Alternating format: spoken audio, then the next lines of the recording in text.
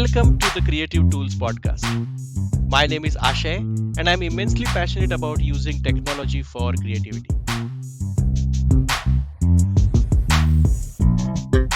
On this podcast, I talk to various creators about what tools and technology they use to be creative. My guest today is Daniel Maffett. Dan is a multimedia artist based out of Delaware. He has a design background in the automotive industry as well as product development. He hosts a segment on Motor Week as well as produces and co-stars in a YouTube and also an Amazon Prime web series. He has several awards to his credit in the automotive world, fine art, and film. He also consults with business owners and artists on branding, social media, marketing, and growth. Hey, Dan, thanks a lot for visiting my podcast. Oh, thanks for having me. So let's dive right in. My first question is, what do you create? So I'm kind of what they refer to as a multimedia artist. I don't stick to any one medium. I do just about anything I can get my hands on that I can create something with, whether it be clay or pencil or a car, building an actual car, or painting, just anything I can try. That's just keeps it fun. So are your creations usually something that we can touch, or they are also digital creations? So I do a lot of digital work too, a lot of video editing, productions like that. But my favorite things are tangible things you can hold and see, Mhm. um, and then destroy if it upsets you. Okay. So so the next set of questions are based around the fact of pre-creation, creation, and post-creation. So I will tell you a little bit of background behind it. So Okay.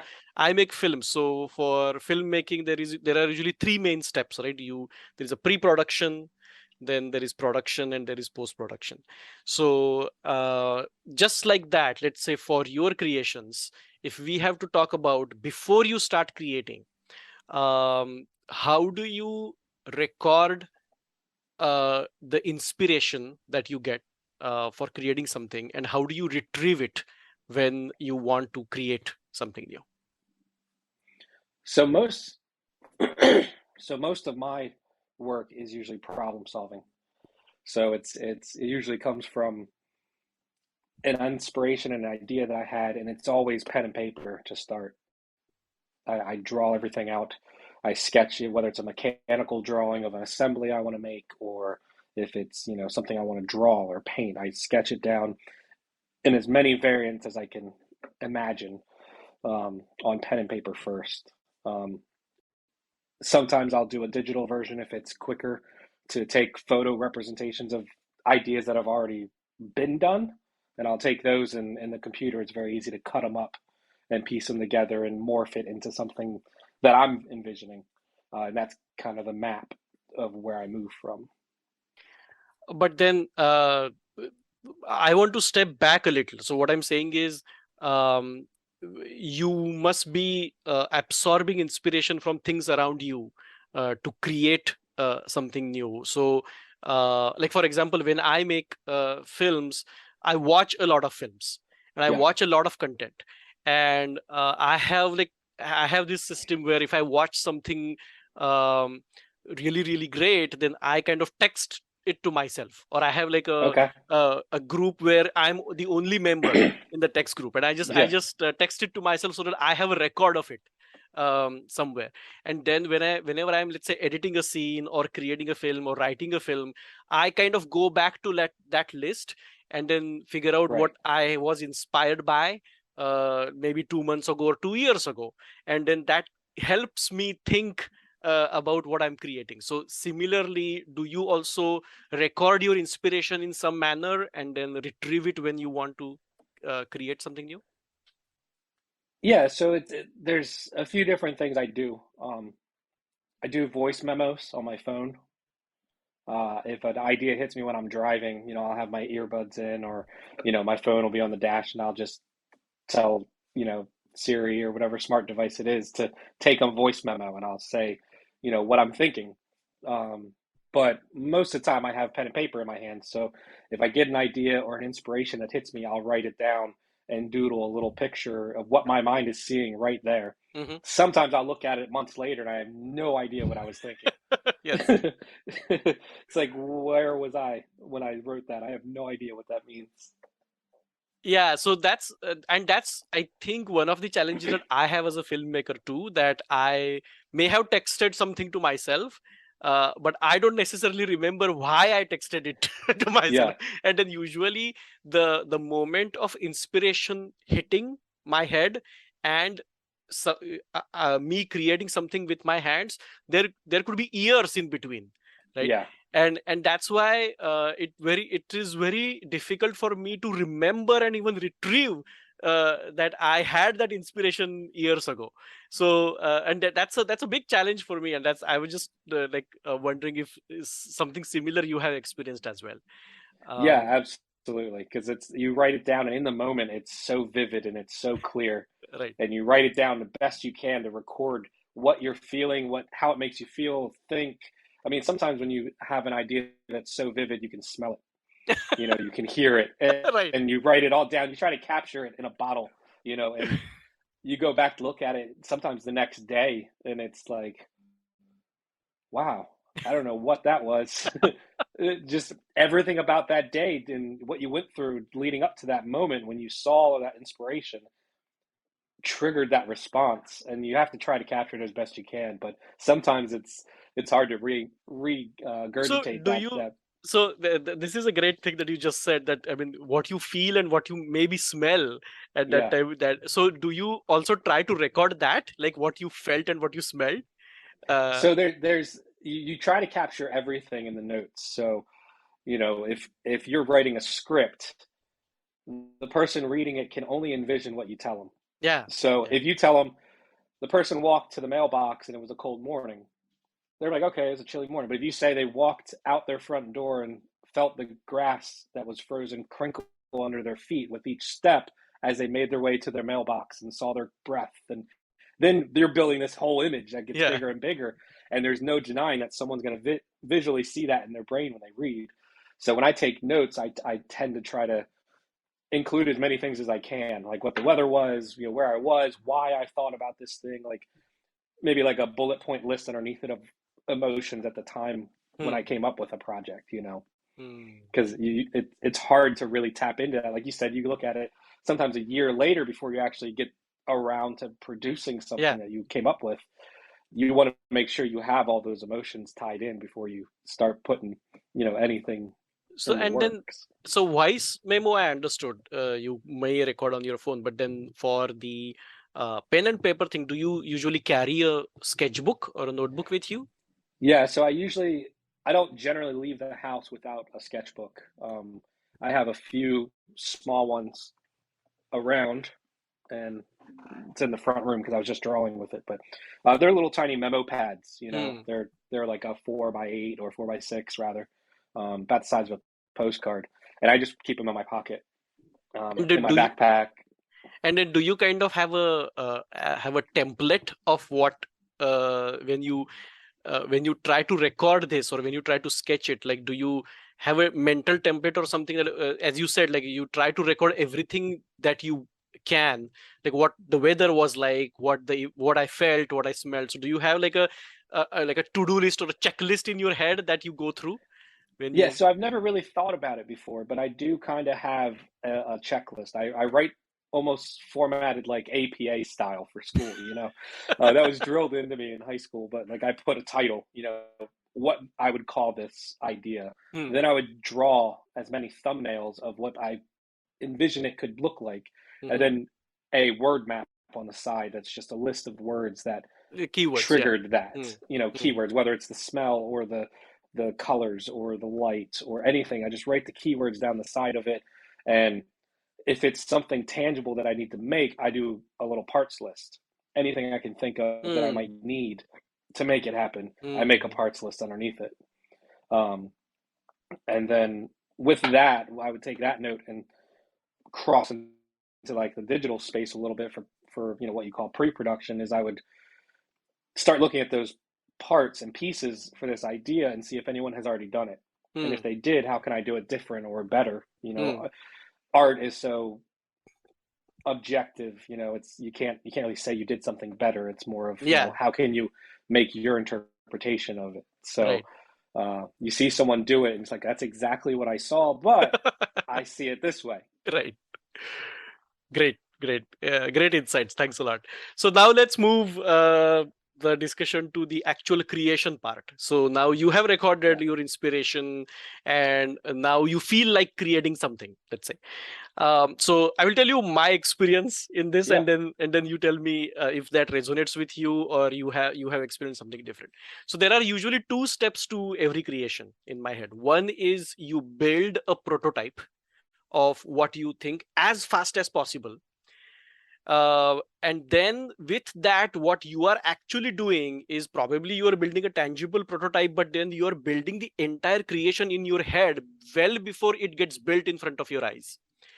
And then what happens, the next step in creation is shaping the prototype. So shaping meaning you try to remove as much stuff as you can from what you are Yeah. building, so that you uncover the creation that you have in your head in your hands. So like, for example, when I edit films, um, I have this huge data of audio and video files in front of me, and Yep. I know the film is in there, and I have seen the film in my head. All I have to do is uncover it, and then just Yep. make an assembly of the things that are in front of me, and remove everything that's unnecessary, so that I can uncover the creation that I'm seeing in my head. So do you Yeah. also feel the same way, or you have a different Yeah, process? absolutely. I mean, I feel the same way. There's a artist, sculptor. I I want to say it was Michelangelo, but it might be someone else. But they said it might even be Leonardo da Vinci. They said that someone asked him how he sculpts this slab of Yeah. marble into statue of David or how and this. He goes, I just remove what's not the statue Right. I want. Right. So he Right. removes the bits of marble that aren't his statue, and then it just Correct. shows up. Right. So, like you're saying with prototypes, the biggest hurdle most creatives have is getting started. Mm. That's the biggest hurdle. And when I teach at Wilmington University, I tell my students, like, the worst part is getting going. Once you get going, you're gonna find 100 ways not to do it, Mm. but you'll learn how to do it in that process. Right. Right. So just start, and that's my big thing. Is any project I do that I want to try or I want to do, I just start doing. Whether I know how to do it or not, I just start.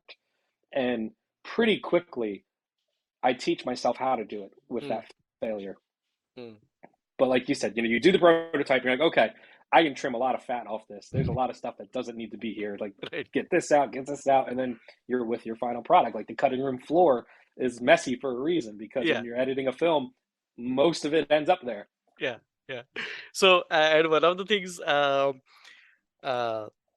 I think, I mean, for editing, it is always said that, I mean, editing is finished not when you have added everything, but editing is finished when you have removed everything that's Exactly. unnecessary, and then what remains is your creation, or Yep. is your film.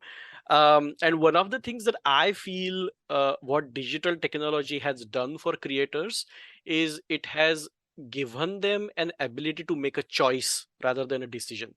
So, like, for example, earlier when everything was analog, if you put a stroke of paint on canvas and then you wanted to try a different variation of it, you had to use another canvas Yep. to paint it, right? So it was a destructive, inherently destructive process.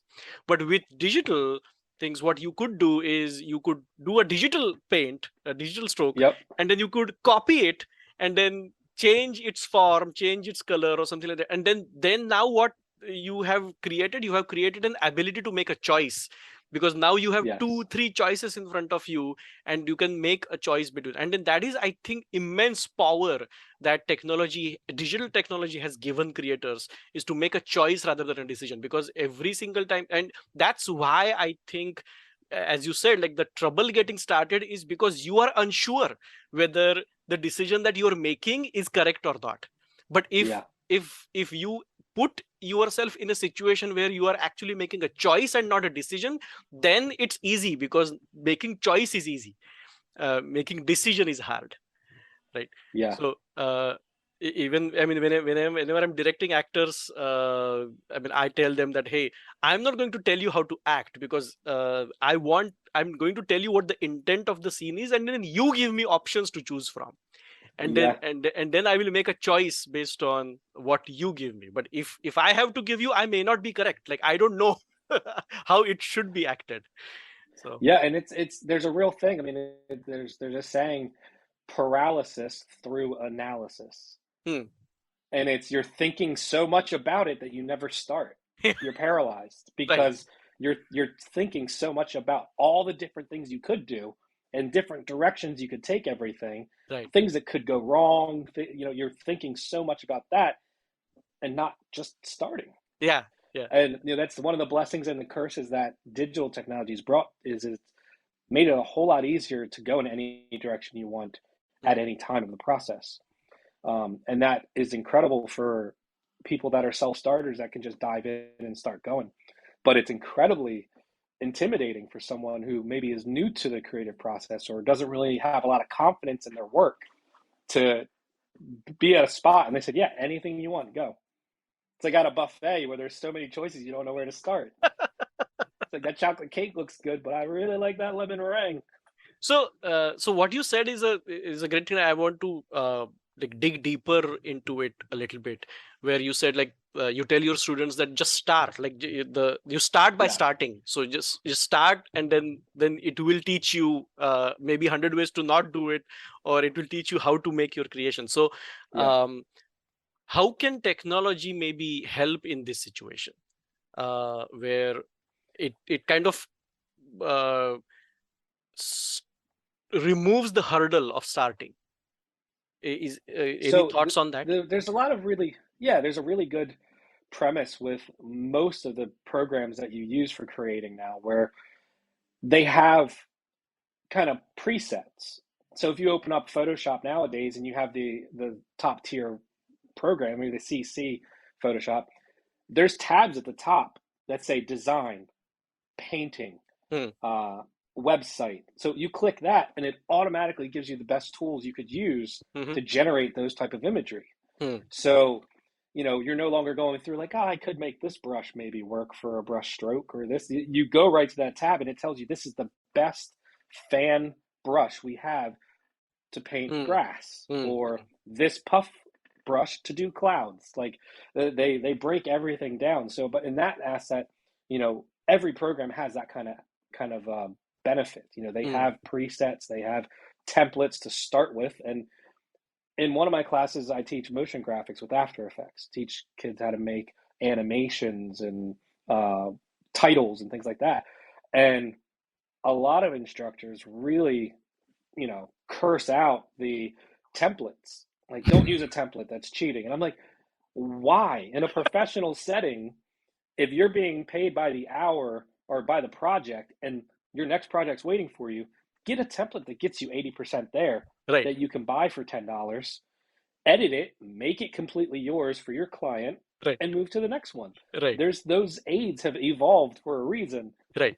And if you're freelancing, it's fast in, fast out. And if you can deliver better quality products for your clients by paying a service to do a template for you, Hmm. that's a no-brainer because you can Hmm. still create. It just those tools help you do it faster and more efficiently Hmm. and maybe a little bit better finish touch than what you could do by yourself.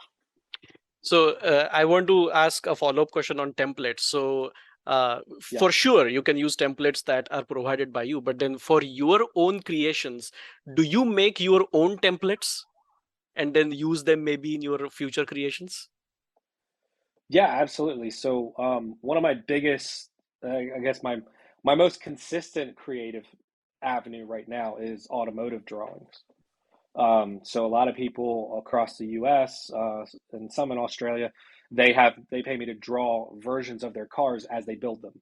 Hmm. So they're like, look, we've got this customer with this '67 Mustang. They want to know what it looks like in blue with these wheels and this stripe and this color interior, and I draw it and I send it to them, and they can sell the car to their customers. And say, look, this is what we're going to build you. Hmm. Um, with that, the biggest thing that has helped with the new technology is I can make my line drawing for that year Mustang, there's millions of that exact year Mustang out there that people are building. So I've used the same line drawing on some of those things maybe half a dozen times now Hmm. because it's the same car Yeah. every time. It's just the color changes or this changes. So I make Right. templates with those, and likewise in video editing or motion graphics, if I build something or a piece of a project that I really like, whether it's how something spirals or moves into frame or out of frame, if I like that piece, I can save that as a file and then edit it for a next client down the road if I need to, and it saves me 3 hours of programming. Hmm. Hmm. Correct. Okay, great. So any way you can make a template for yourself, whether it's pen and ink templates with line drawings, or it's digital templates, it makes it more efficient. Yeah. Yeah. Great. Okay, so now let's move our discussion to the post creation part. So let's say you have created your creation, and now it's time to release it into the world. And by release, I don't necessarily mean like putting in front of people. Release meaning releasing from Right. yourself. Like you are not going to make any changes to it now. So Yeah. what's your release distribution and marketing process? Like, do you use any tools or anything like that for that? So I'm the worst with saying something's done. They say good art is never finished; it's just I know. abandoned. Abandoned, yeah. And, and that's me to a T. I look at something and I'm like, man, I could make this better somehow. I'm not sure how, but I could make this better. I'm not done yet, and then I mess it up, and my wife gets so mad at me because she's like, it looks great, don't touch it, and I'm like, I think I want to just try this, and I'm like, oh, I got to start over. But when I'm done, I'm happy with it, or at least I'm content with abandoning it. I generally distribute it out via social media, Okay. Instagram, Facebook. Those are great platforms for people to see what you're working on. Even film or digital media, that's a great platform to distribute. Um, I've gotten a couple art galleries that requested pieces for me from seeing my work on Instagram. Hmm. So that the social media has made the world so small that Hmm. it's incredible. And I don't distribute nationally other than social media. So um, I love it. That's the best way I can imagine to send it out. But And do you use any like post scheduling tools or automated tools for social media? so in my business, my automotive business, I do. I plan a couple things out just because Hmm. with that, relevancy is based off of consistency. So, Right. I schedule out every month or every week. I want this to post and this to post and this, and that just keeps it going. But for my personal side, as far as a creative, I don't. It's when I feel like creating something or I'm working on something that might be interesting, I'll post about it. And I've really tried hard to get into time lapsing, set my phone up and just do a Hmm. time lapse the minute I start a project. Every time I come back to the project, I turn it back on. Hmm. And then 5 minutes in iMovie on my phone, I can cut it together and post it Hmm. up in a 60-second reel. And that travels so incredibly. Really? It's a visual walkthrough that someone can see your month or 2 months worth of work in 60 seconds. Right. And and it's quick snack food that they just really love. So what you are saying is the time lapse post performs much better than like a still image Oh or something yes. like. Okay. Okay. Yeah, so if you can implement even still images, if you can implement them into a Instagram reel, Hmm. where it's a vertical video that's 60 seconds long, that is the highest trafficked post of any social media platform. Hmm. But then So much how so would that you? now, I'm sorry. Go ahead. okay, I would say it's so much so that YouTube and Facebook are both implementing reels, and now Snapchat is implementing reels. Uh, Even LinkedIn is starting to implement the Yeah. reel system because it's engaging so much more rapidly that it's undeniable that that is like the way we're consuming media now. But how do you create a reel from a still image though? So inside of there's two ways. If you use it in app, so in app means if you're in Instagram and you're using their creative tools, you can go to Reel, create, and then you can tap your camera roll and just add still images, and then it puts them up there for like 5 to 10 seconds at a time. So you can stack 6 still mm, images, and it mm, makes it 60 seconds, and you put music to it and post it and put a good caption, and it shows people what you're working on. mm, Now, if you're using an editor, you would just edit it as you would any other video program. You would mm, just do stills instead of video. mm, mm. Okay. And then for your business, you mentioned that you plan post, but for your personal posting to Instagram, you don't necessarily plan anything. It's mainly kind of Yeah, so for ad my hoc personal basis. stuff, yeah, it is just fly by the seat of my pants on my personal stuff. It's whatever I'm diving into that day, I post, and it's the most random things. You follow me on there, so you know I'm into some random stuff all the time. Yeah. And my business one, I like that to be pretty consistent, just so it's there. And I have a couple partners with the business stuff as far as like brands that I work with, Mm. so I need that to be consistent and regular, and on brand. My personal stuff, it's all me, so it's like my brain, it's all over the place. But then how do you keep it consistent for your business? Like, do you plan it out in maybe like a spreadsheet or something and then schedule it, or how do you keep it You consistent? definitely should plan it out. I don't. Okay. I I go into my posts and I pick a couple different images, and now Facebook and Instagram are cross-platform. So if you schedule on one, it posts to Mm, both. So I can go in and I have, a selection of images that I've worked on in the past, or something I found interesting that's related to my automotive stuff, and I post it, and every couple of days I just pick the date on the calendar that's next, and I schedule it out for maybe the month, and then mm, just let it roll, and it automatically puts it out there. Now, if something happens in between those scheduled dates, or even on the scheduled dates, I'll post more frequently. If I'm working on a project in the shop that's really cool and I want people to know about it, mm. in between the scheduled posts, I'll post the other stuff, but I'll Right. always have those pillars Right. that are my, Tuesday, Thursday posts, Right. and Right. that those are my pillars. Right. Great. But the personal stuff, it's just whatever whatever I'm Yeah. thinking about at the moment. Yeah. I ask this to every creator, so I'm going to ask you as well. When you Okay. are creating something, uh, do you feel lonely sometimes? Like you think that you need help? I don't know. I'm the youngest of eight, um, and I was youngest by a bit, so I was always kind of by myself growing up. I had siblings, but they were always doing their own thing. So I was just kind of stuck in the house doing my own thing. So I kind of grew up in that environment. So I never really get that feeling that I need someone else to help do it. Now, when I share what I'm working on for other perspectives, I value it Hmm, tenfold. I can't value someone else's perspective on what I'm working on more than anything else, hmm, because they see it with fresh eyes, fresh everything. And I'd be looking at something, it's like, it's just not working. I don't know why. And I send it to someone, or my wife walks by the room and sees it. She's like, "Oh, that's a little lopsided." And she walks by, and I'm like, "No, it's not." Yes, it is. Yes, it is. And then I fix it, and that's exactly what was bothering me the whole time. hmm, hmm, So I don't in the moment, I never feel like I need someone else to help me with it. But anytime I do, it elevates the hmm, quality. hmm. Okay, great.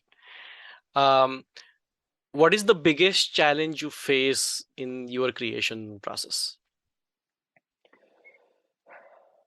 I think the biggest hurdle I ever face in my creation process from beginning to end is the confidence that it's good enough to actually show someone.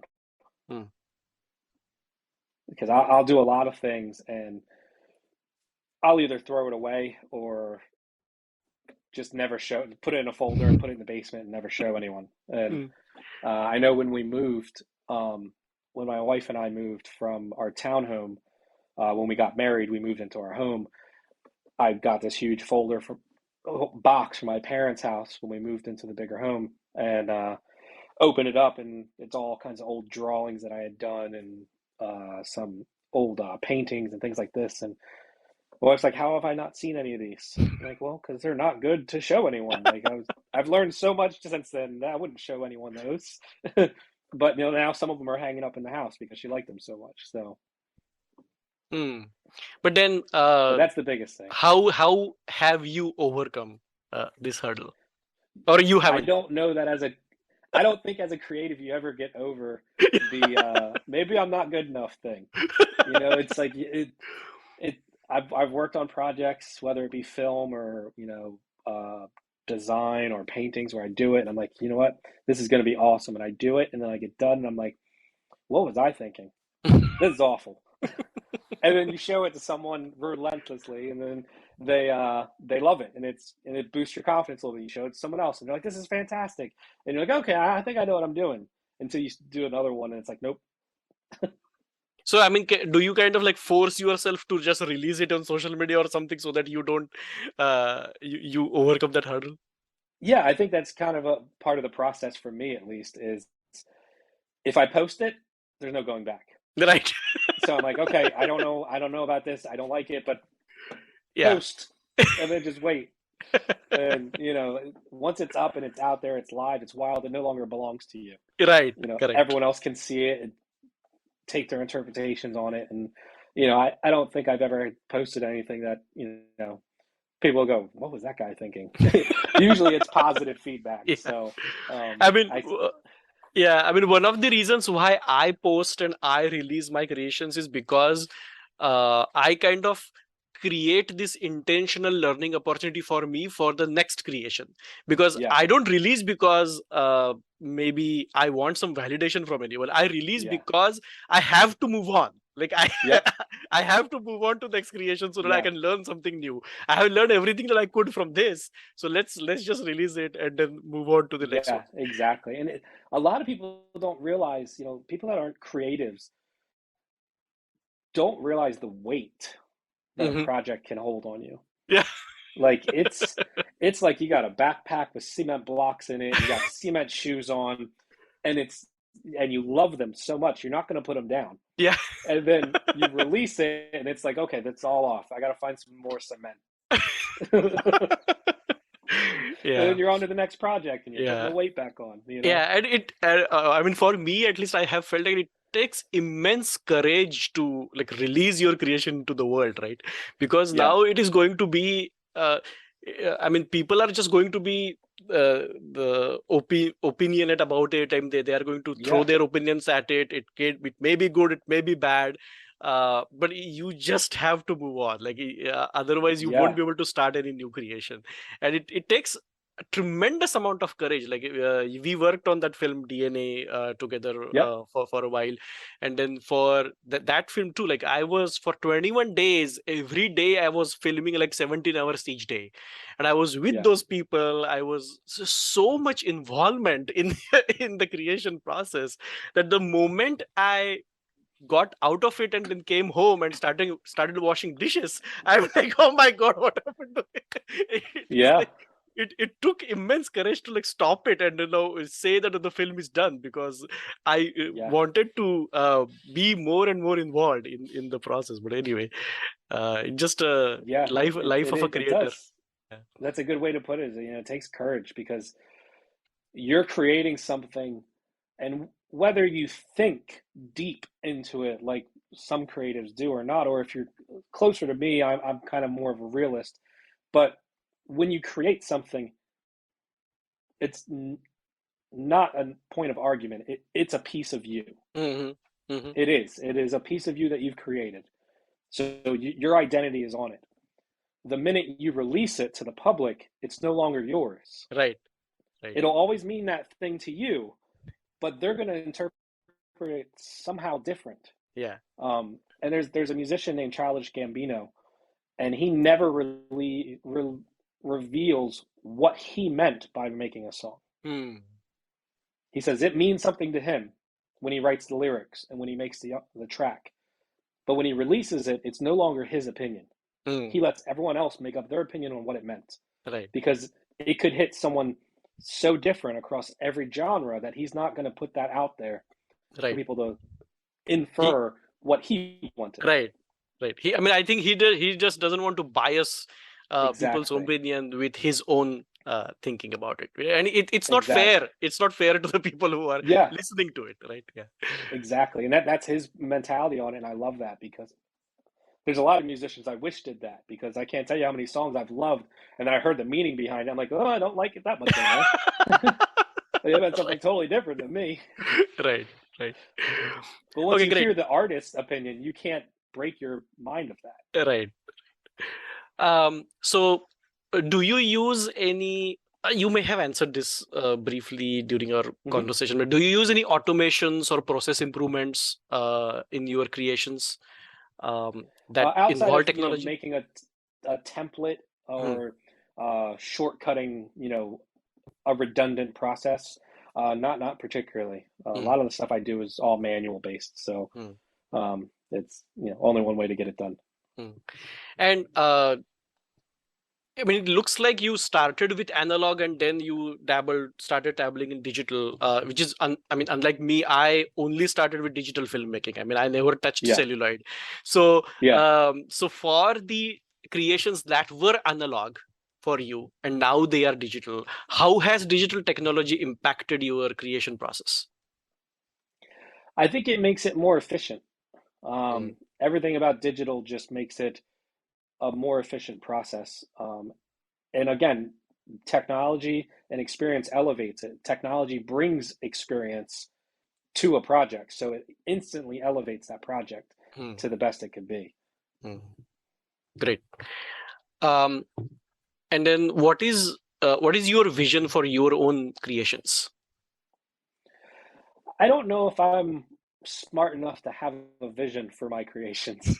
It's, I have an idea and I want to see if I can make it happen. And when I get done, if I like it enough, I share it.